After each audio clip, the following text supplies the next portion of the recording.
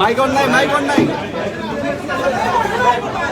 আমি কথা বলা শুরু করছি, আপনারা যদি কথা বলেন আমি কিন্তু দুইবার বলবো না। আমরা আজকে উপদেষ্টা পরিষদের মিটিং এ গুরুত্বপূর্ণ 3টা সিদ্ধান্ত হয়েছে। আমি এই রিড আউট করবো, এটা রিড আউট করার পরে আপনার সিদ্ধান্তগুলো জানতে পারবেন। আজ শনিবার 20 মে 2000। আরে ভাই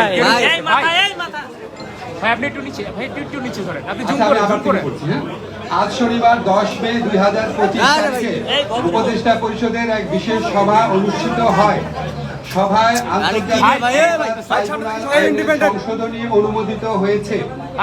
সংশোধনী অনুযায়ী আন্তর্জাতিক অপরাধ ট্রাইব্যুনাল কোন রাজনৈতিক দল, তার অঙ্গ সংগঠন বা সমর্থক গোষ্ঠীকে শাস্তি দিতে পারবে।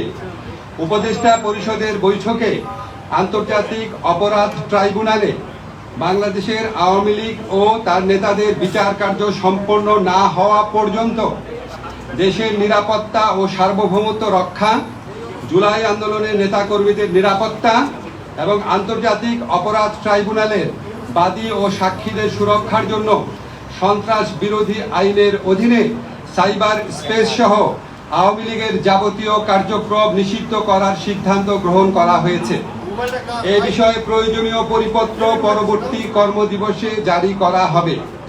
এর পাশাপাশি আজকের উপদেষ্টা পরিষদের বৈঠকে জুলাই ঘোষণাপত্র আগামী 30 কার্যদিবসের মধ্যে চূড়ান্ত করে প্রকাশ করার সিদ্ধান্ত গৃহীত হয়েছে। ধন্যবাদ।